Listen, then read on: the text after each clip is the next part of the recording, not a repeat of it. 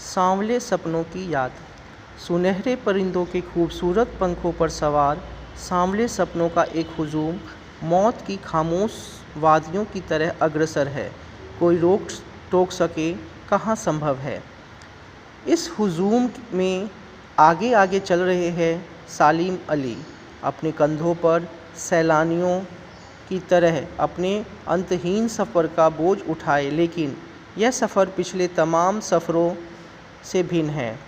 भीड़ भाड़ की ज़िंदगी और तनाव के माहौल से सालिम अली का यह आखिरी पलायन है। अब तो वो इस वन पक्षी की तरह प्रकृति में विलीन हो रहे हैं, जो ज़िंदगी का आखिरी गीत सुनाने के बाद मौत की गोद में जा बसा हो। कोई अपने जिस्म की हरारत और दिल की धड़कन देकर भी उसे लौटाना चाहे तो वह पक्षी अपने सपनों के गीत दोबारा कैसे गा सकेगा।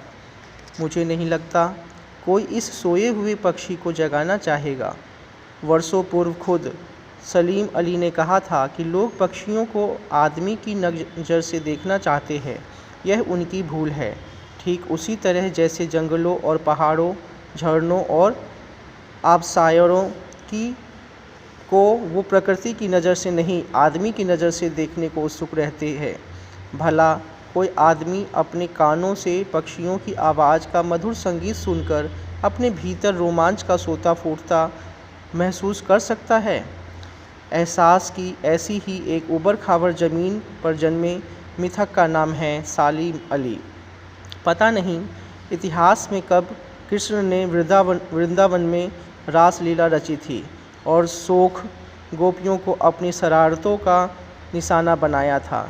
कब माखन भरे भांडे फोड़े थे और दूध छाली से अपने मुंह भरे थे। कब वाटिका में छोटे छोटे किंतु घने पेड़ों की छांव में विश्राम किया था। कब दिल की धड़कनों को एकदम से तेज करने वाले अंदाज में बंसी बजाई थी। और पता नहीं कब वृंदावन की पूरी दुनिया संगीतमय हो गई थी। पता नहीं यह सब कब हुआ था, लेकिन कोई आज भी वृंदावन जाए तो नदी का सांवला पानी उसे पूरे घटनाक्रम की याद दिला देगा। हर सुबह सूरज निकलने से पहले जब पतली गलियों से उत्साह भरी भीड़ नदी की ओर बढ़ती है तो लगता है कि जैसे उस भीड़ को चीरकर अचानक कोई सामने आएगा और बंसी की आवाज़ पर सब किसी के कदम थम जाएंगे।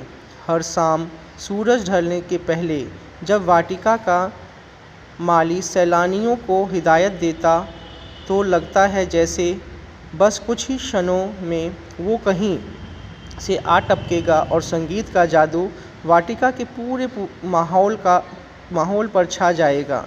वृंदावन कभी कृष्ण की बांसुरी के जादू से खाली हुआ है क्या?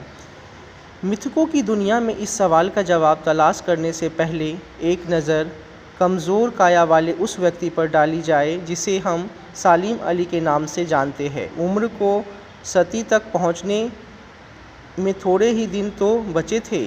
संभव है लंबी यात्राओं की थकान ने उनके शरीर को कमज़ोर कर दिया हो और कैंसर जैसी जानलेवा बीमारी उनकी मौत का कारण बनी हो। लेकिन अंतिम समय तक मौत की उनकी आँखों से वह रोशनी छीनने में सफल नहीं हुई जो पक्षियों की तलाश और उनकी हिफाजत के प्रति समर्पित थी।